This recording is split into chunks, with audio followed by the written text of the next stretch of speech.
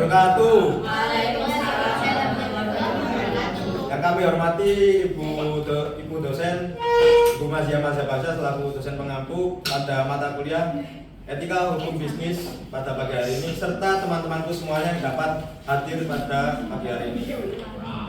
Puji syukur kehadirat Allah Subhanahu wa Ta'ala yang telah melimpahkan rahmat serta hidayahnya sehingga kita semua dapat berkumpul pada mata kuliah hari ini tanpa adanya halangan suatu apapun. Saya Muhammad Rusnuriadin selaku moderator yang akan moderatorisasi kelompok 2 dengan hasil wawancaranya ke PT Primagama. Sebelum itu mari kita perkenalan dulu dengan anggota dari kelompok 2. Biar dimulai dari yang pojok kanan yang laki-laki. Perkenalkan, nama saya Alvinus dengan NIM akhir 104. Perkenalkan, nama saya Faizatul Putri Kamila dengan NIM terakhir 110. Saya Mardana Laili dengan NIM terakhir 09. Saya Zalfa Zalia Putri Daya dengan NIM akhir 09. Saya Nurdarta Nalika dengan NIM akhir 099. Saya Nurani Nina dengan NIM akhir 106. Dan saya Putri Masari dengan NIM akhir 087. Kemudian untuk selanjutnya mari kita dengarkan hasil wawancara yang sudah dilakukan oleh kelompok 2 di PT Primagama. Untuk selengkapnya bisa dimulai. Oke. Latar belakang. Nah, di sini saya akan menjelaskan latar belakang kenapa sih kelompok 2 itu milih Primagama sebagai lokasi wawancara untuk tugas etika dan hukum bisnis ini. Nah, sebagai salah satu, Primagama ini kan sudah berbentuk PT dan itu sudah memenuhi kriteria tugas dari etika dan hukum bisnis ini. Maka dari itu kami memilih Primagama karena juga Primagama kan adalah perusahaan yang berfokus di bidang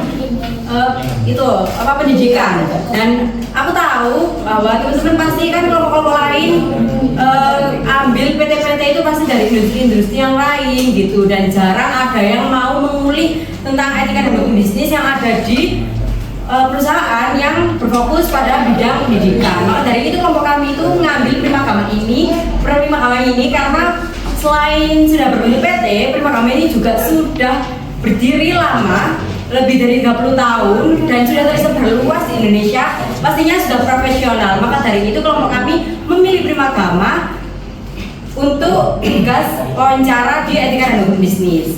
Itu teman-teman. Next akan dilanjutkan oleh teman saya.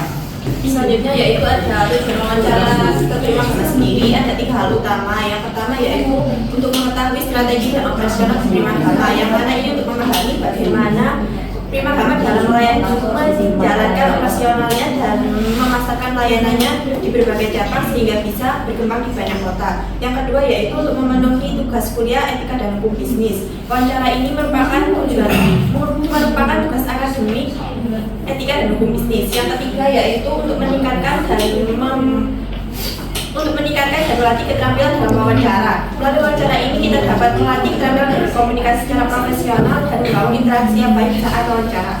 Selanjutnya saya akan menyampaikan hasil wawancara terkait lembaga pendidikan non formal Primagama. Yang pertama, berdasarkan hasil wawancara dengan narasumber, Primagama itu didirikan pada 10 Maret 1982 di Yogyakarta oleh Budi E. Chandra. Nah, ini menunjukkan bahwa Primagama itu sudah cukup lama berdiri sehingga memiliki perkembangan luas di bidang pendidikan. Yang kedua, visi Primagama yaitu menjadi lembaga pendidikan non formal terdepan dalam mencetak generasi unggul.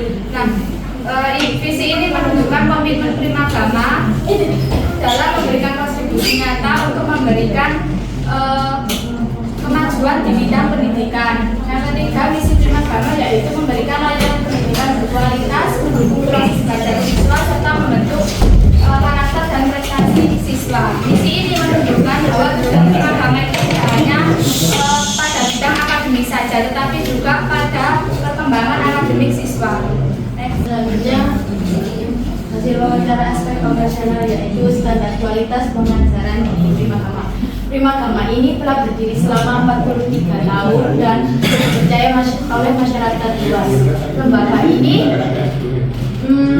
dibangun secara bertahap dengan sistem yang fokus pada kualitas pendidikan di setiap jenjang, dimulai dari SD, SMP hingga SMA. pengajaran disesuaikan dengan kurikulum perubahan di sekolah dan perkembangan zaman. Fasilitas ini seperti trial dan pembagian porsi belajar dibuat khusus untuk mendukung kebutuhan siswa di setiap jenjang pendidikan. Dalam menghadapi persaingan, Primagama menerapkan strategi pembelajaran yang disesuaikan dengan standar pendidikan. Materi yang diajarkan juga mengikuti perkembangan zaman dan dirancang secara bertahap sesuai jenjang pendidikan. Selain itu, mereka menyediakan fasilitas belajar yang nyaman dan berkualitas, didukung oleh tenaga pengajar yang kompeten dan suasana kelas yang kondusif. Hal ini bertujuan agar siswa dapat lebih fokus, lebih semangat, dan mudah untuk mencerna apa yang diajari. Pada aspek kepemimpinan, Primagama memiliki strategi branding yang cukup kuat untuk bersaing di dunia bimbingan belajar. Yang pertama, Primagama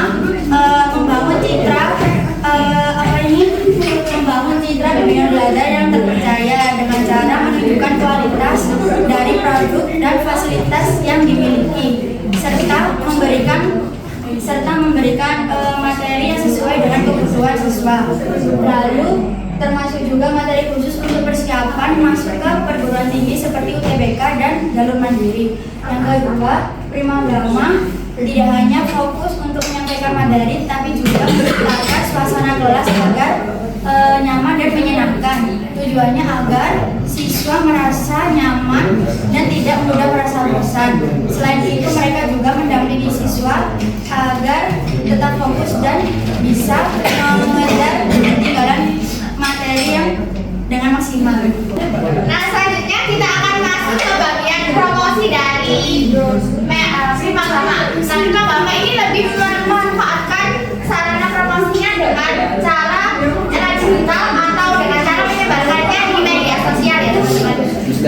Contohnya kayak Instagram, Twitter, Facebook, TikTok, dan lain-lain. Nah, di dalam media sosial itu nanti ada informasi tentang program atau sistem pembelajaran yang dilakukan oleh Primagama agar para pelihat atau pembaca itu tertarik untuk mendaftarkan anaknya atau dirinya sendiri ke dalam program Primagama. Kemudian selain media sosial, Primagama juga melakukan promosi dengan cara langsung atau dengan cara mulut ke mulut ya. Biasanya itu kan ibu-ibu itu kalau anaknya nilainya naik atau apa itu pasti pamer kan ya ke sesama ibu-ibunya. Nah, nanti dengan cara itu ibu lain itu pasti bakal tertarik untuk mendaftarkan anaknya ke Primagama agar nilainya semakin bagus dan nanti sesuai dengan yang diinginkan ibu. Next. Nah, ini contoh dari penerapan promosi di sosial media Primagama Kutisari. Primagama ini punya akun Instagram sendiri yang banyak berisi pamflet promosi seperti ini contohnya.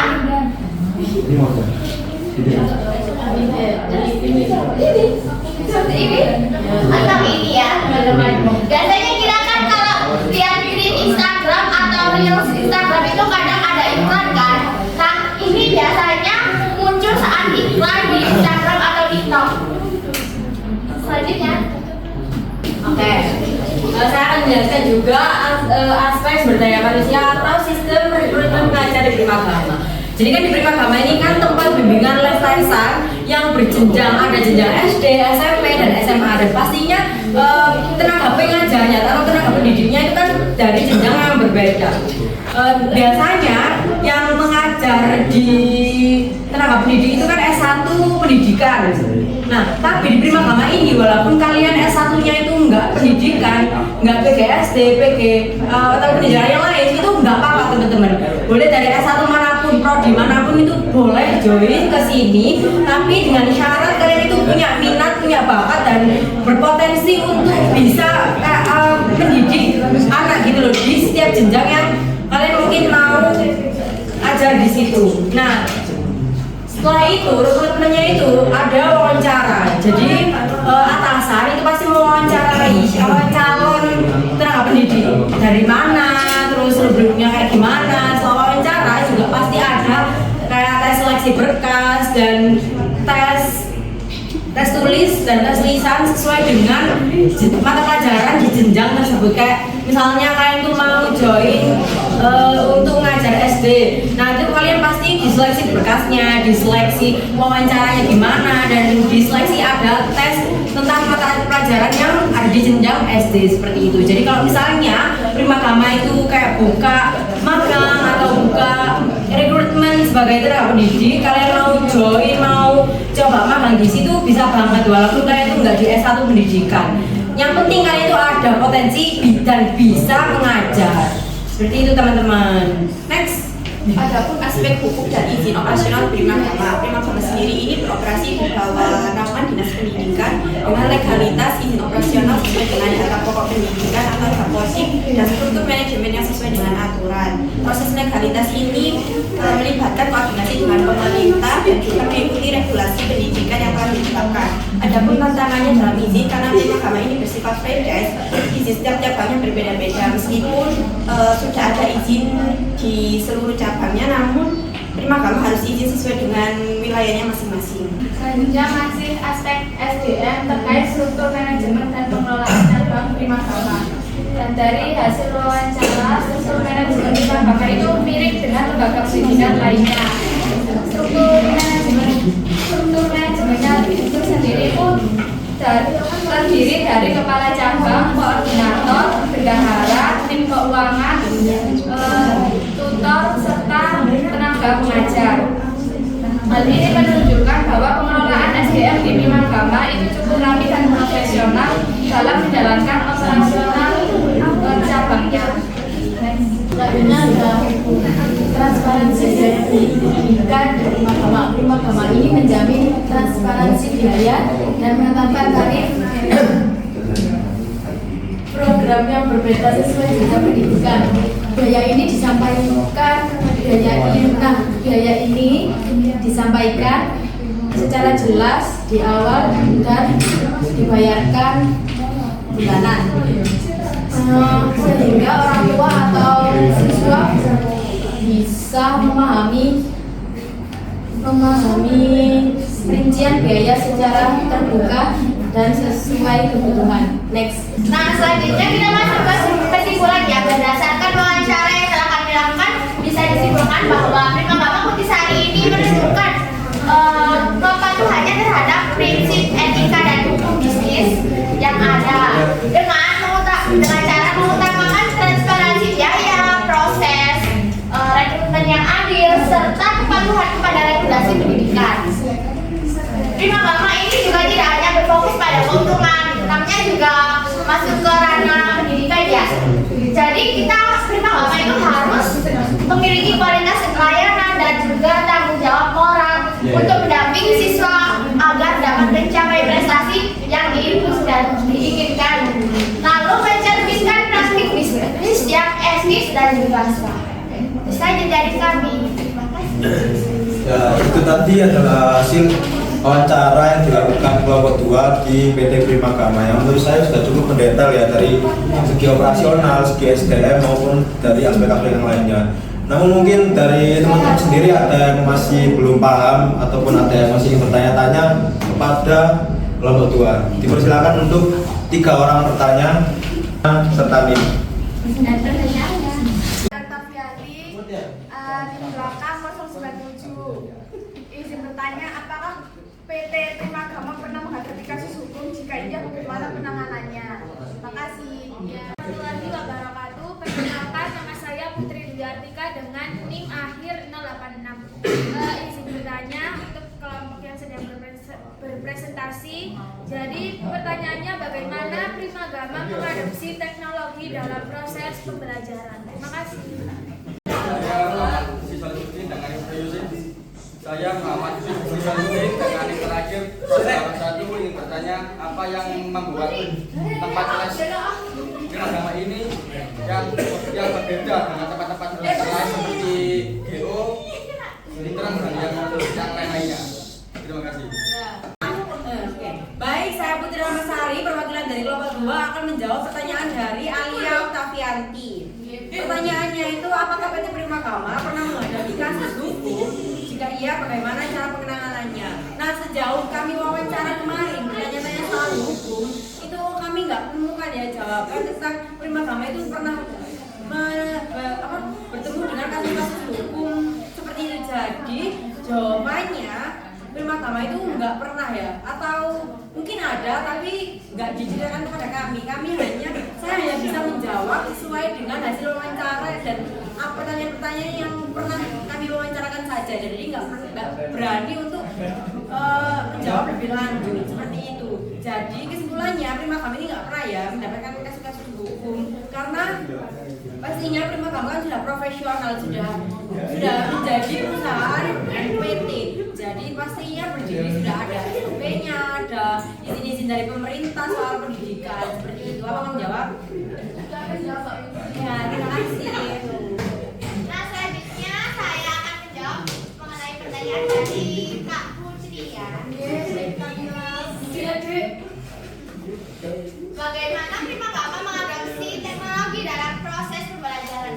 Nah, sebelumnya Primagama ini tuh udah berkolaborasi atau bekerja sama oleh Zenius. Kalian pasti tahu kan, waktu COVID dulu kita kan tidak bisa pembelajaran tatap muka. Jadi kita cari les online seperti Zenius atau lain-lain. Nah, mereka ini mengadopsi teknologi dengan cara tersebut. Lalu mereka juga melakukan pengumpulan PDF atau soal-soal, latihan soal gitu untuk para siswanya agar bisa melatih di rumah. Jadi tidak les aja, kita juga bisa latihan di rumah. Lalu oh iya, Primagama ini juga menyediakan kelas online. Jadi kalian dimanapun kalian berada ya, nanti kalian bisa mendaftarkan jadwal kalian. Lalu kita hanya perlu Zoom aja, nggak perlu datang ke tempatnya langsung. Itu aja kolaborasi, itu aja pengadopsian teknologi dalam proses pembelajaran Primagama. Apakah terjawab? Izin jawab pertanyaan dari Esti. Pertanyaannya tadi kan apa perbedaan lembaga Primagama dengan lembaga pendidikan lainnya? Nah, jawabannya kembali lagi ke standar atau grade yang harus Primagama unggulkan. Nah, Primagama itu bukan hanya menerima materi atau memberikan bagaimana enaknya saja, tapi Primagama juga memikirkan bagaimana caranya agar bisa mencerdaskan anak-anak sesuai dengan perkembangan zamannya. Nah, pembelajaran sesuai dengan jenjangnya, lalu menyesuaikan cara belajar mereka, memberikan tahapan-tahapan pembelajaran agar para siswa dapat menuntaskan materi yang ada di sekolah, lalu agar paham di tempat bimbel. Ya, itu tadi adalah sesi tanya jawab. Terima kasih kepada para penanya serta para pemateri yang telah memberikan jawabannya. Oke, dengan terakhirnya sesi tanya jawab tersebut berakhir sudah presentasi kita pada pagi hari ini. Saya Muhammad Rusdin Riyadin selaku moderator, pamit undur diri. Wassalamualaikum warahmatullahi wabarakatuh.